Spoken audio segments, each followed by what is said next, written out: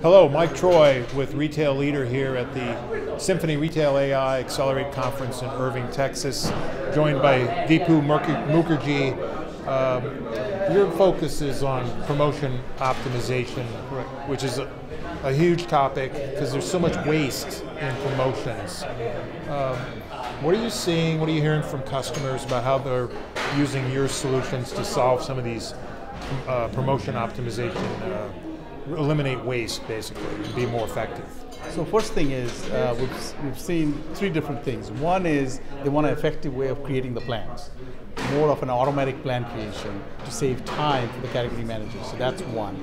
Number two is how do they create a better forecast? Because their forecasting is not giving them the bang for the buck. And so our AI models are providing forecast generation that is top of the notch. And it gives the better accuracy of what the predictions should be. So that's two. And number three is how do we get a recommendation or an optimized plan so that they can take it to market and execute it. So these are three things that they can do to be able to reduce waste and get a more of an automatic, accurate plan for execution for their different categories. So save time, improve accuracy, enable execution. I get the saving time and improve the forecast, but how do you impact execution? That would seem to be outside of the scope of the technology part. Correct. So once the promotion plan is created and it is optimized by our AI-driven models, it will give the list of promotions with specific tactics that the category manager can adopt and enable. And that doesn't happen. What normally happens is they take the year ago plan, what they've done last year, and make some tweaks and basically implement that. But that may not give the most bang for the buck, and it could be lead to a lot of wastage, right? So what we're doing is giving them the opportunity to adopt our solution, which is looking at billions of combinations of price, tactics, stores, UPCs, you name it, time frame, and it's not meant to humanly possible to do that many combinations. So our tools are doing those billions of combinations and coming up with the best solution for the category managers to adopt. And that's what makes the difference in saving money as well as giving them the opportunity to grow the category. You came from the CPG world before you joined Symphony. Correct. What did you see then, and what are you seeing now? Are companies figuring it out?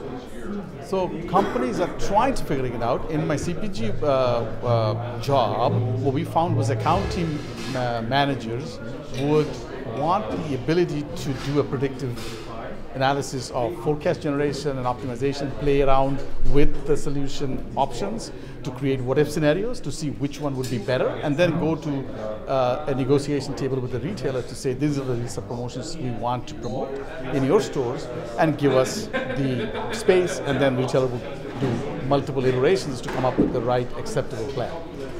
What has happened today is that they also are struggling with their forecast accuracy.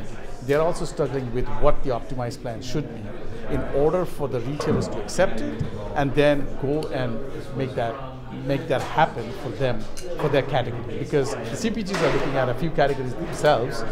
For example, if you look at PepsiCo, they have salty snacks or beverages, and they are interested in that to be able to provide the right promotions in a customer like Kroger. So how do they do that is their challenge. And they again also do it from the same principle. Start with the year ago and then tweak. This process would give them the ability to say, okay, we're going to give you the best possible plan with different combinations and come up with the best one for each one. So is this solution more geared toward the retailer or the CPG company, or is it either or? So it's either or. So what we've done is we've created an opportunity for the CPGs to propose promotions, and if they don't have our planning tool, they will propose the promotions however they come up with it, and it will come into our solution, and the retailer would basically take the promotions and run the optimization and see whether it makes sense from a funding perspective or not. So the retailer could, you come to me with some data, say, hey, I want to run this promotion, and I run it through the tool. I'm like, yeah, no, not going to work. So then they can go and iterate with the CPG to be able modify to it. say, yeah, modify it. The other option is, if the CPG has our tool, they can actually run their proposed promotions through our tool to come up with what the optimized solution should be. So then what happens is the CPG has our tool, it gives them the optimized solution, and they can recommend that to the retailer who has our tool as well to say, we have a common platform. Okay. I'm using your platform to come up with this, and it should basically give you the bang for the buck and the target objectives that you're trying to achieve. How do I know, how do I validate what you're telling me is going to really work? Because I'm depending on the tool. Correct. Is there some way to like test it? Yeah, so the best way what we've done is do kind of like an A/B testing. So that helps in adoption as well. So you basically come up with an opportunity to say, okay, give me a set of stores, give me a set of promotions, give me events along the year. I'm going to execute that in specific stores and let the actuals come out after the execution is done and compare with it. So you have a forecast, you have actuals, you compare with our process, and you compare that with the manual process that the CPG or the retailer is doing. So once you compare that, that gives you the delta of accuracy. Of saying how far are we off between the tool versus the actual.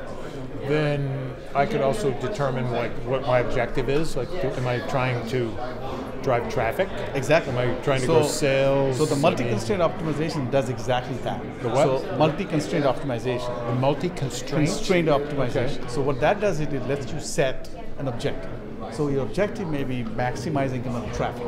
So you want to maximize incremental traffic, you select that objective, and then you say, while I do that, I don't want my margin to go negative. Right? So you can also set that. Put all these rules in there. Exactly. It's a set of business rules, a global set of constraints that you can set and say, this is what I'm going to run my optimization for. So when you run those optimizations for those constraints and objectives, you get the best outcome possible. Okay, and then I look like a hero to my boss. Exactly. We grow sales and improve profits. And it also helps to narrow down the combinations. Okay. Because if you have no constraints, the combinations are going to be billions and billions of combinations. So now when you put objectives and constraints, your solution. And then is it integrated with Cindy, so I could just like say, what's the most effective promotion I could run for salty snacks around Super Bowl? So Cindy is going to generate these billions of combinations of plans and highlight the ones that make sense for the category.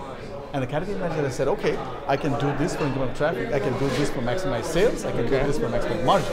And that's the beauty of it, is that that's not humanly possible for any category manager from a time perspective to do. The system will do it for you. All right. Sounds good. Thanks. Thanks, Deepu. Absolutely. Appreciate My pleasure. it. Yeah, thank you.